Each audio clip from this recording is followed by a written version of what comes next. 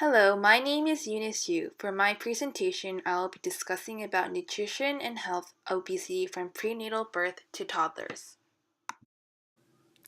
Starting from the prenatal stage, 64% are overweight, 35% are obese.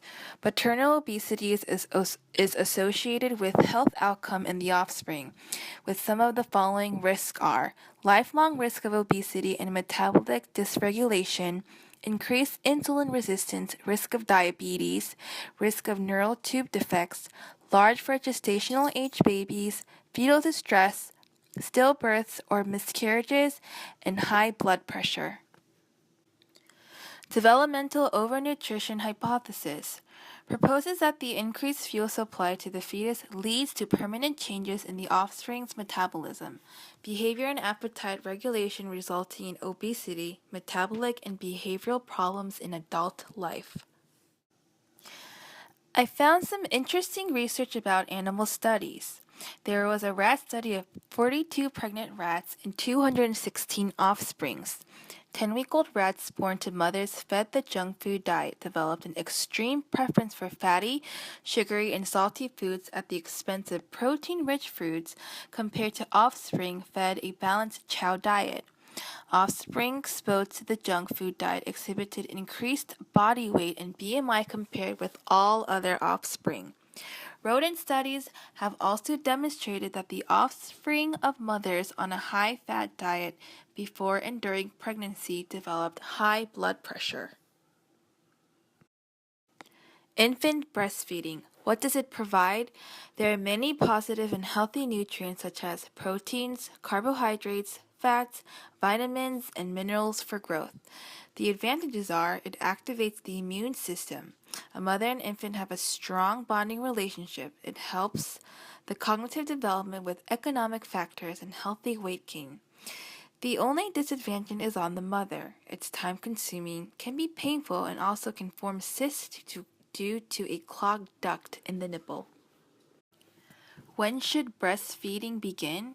It should be done every 2 to 3 hours, 8 to 12 times a day for the first 6 months. The World Health Organization recommends that all infants be exclusively breastfed for 6 months, then gradually introduced to appropriate family foods such as solids. After 6 months while continuing to breastfeed for 2 years or beyond. Now on to infant formula feeding. Is formula making infants obese? How children are fed can greatly increase or decrease the rate of obesity by age 2. There is a 2.5 times more risk for obesity by 24 months for formula-fed infants compared to breastfed infants. Obesity in children most likely leads to obesity in adulthood, which could then lead to diabetes. Overfeeding your child? Rather than feeding your child every time they're fussy, they should be fed every 2 to 3 hours. There are many health risks in formula. 30 types of formula were tested in the UK revealing high contents of aluminum. High aluminum can lead to problems with anemia. It affects both current and long-term issues.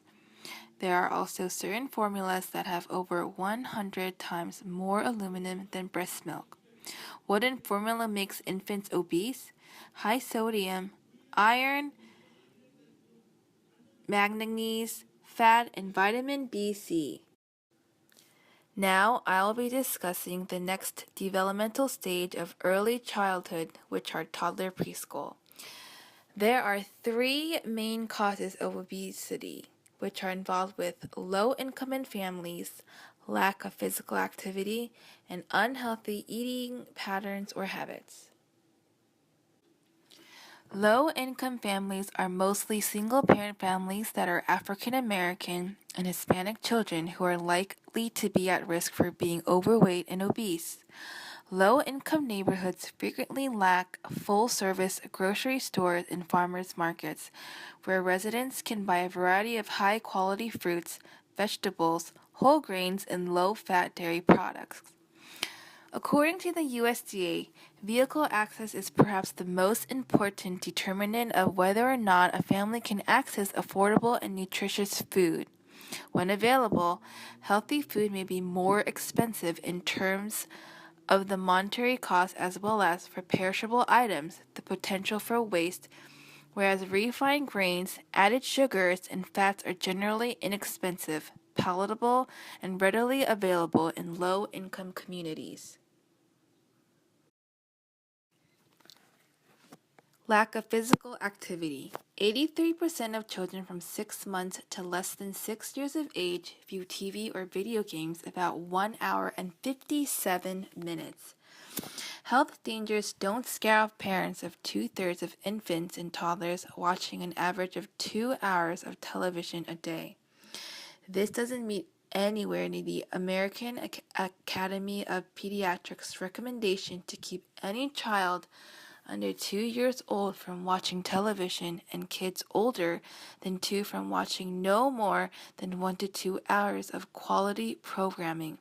Instead, the average child between the ages of 2 to 5 years old is spending 32 hours a week in front of the television.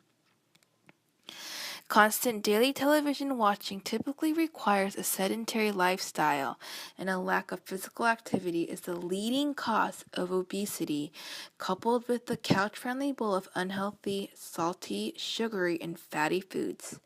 Given overwhelming evidence connecting the amount of time TV viewing and unhealthy weight, pediatricians and parents should attempt to restrict child TV viewing. Therefore, 30 minutes of structured activity and at least 60 minutes of unstructured activity should be performed daily. So, what is the difference between structured and unstructured physical activity? Structured physical activity is where it is planned and directed, designed for the child's developmental level, and it is organized activity with an instructional purpose. Some examples are musical games, games such as Simon Says or Follow the Leader, gymnastics, dance, karate, soccer, or other sports. Unstructured physical activities are not directed by an adult. Sometimes these activities are called free time or free play. Even though they are not directly taught by an adult, these activities should still be supervised. An example could be playing on a playground, making and implementing an obstacle course, or even just riding a bike with the family members. Unhealthy eating patterns. A steady diet of unhealthy foods increases a child's caloric intake while it decreases nutritional intake. This all involves with advertising food choices, snacking, and portion sizes. A poor diet containing high levels of fat or sugar and few nutrients can cause children to gain weight quickly. Fast food, candy, and soft drinks are common culprits. The U.S. Department of Health and Human Services reports that 32% of adolescents, girls, and 52% of adolescent boys in the United States drink 24 ounces of soda or more per day. This is where the Child and Adult Care Food Program, or CACFP, plays a very important role. So, what is the CACFP? Through the Healthy, Hunger-Free Kids Act, championed by the First Lady and signed by President Obama, USDA made their first major changes in the CACFP meals and snacks since the program's inception in 1968, which will help ensure children and adults have access to healthy, balanced meals and snacks throughout the day. The new CACFP nutrition standards will help safeguard the health of children early in their lives and improve the wellness of adults.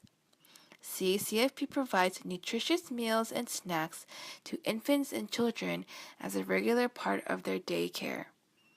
A variety of public or private nonprofit child care centers such as Head Start programs, outside school hours, care centers, and other institutions which are licensed or approved to provide daycare services participate in CACFP. CCFP also reimburses centers at free, reduced priced, or paid rates for eligible meals and snacks served to enrolled children, targeting benefits to those children most in need.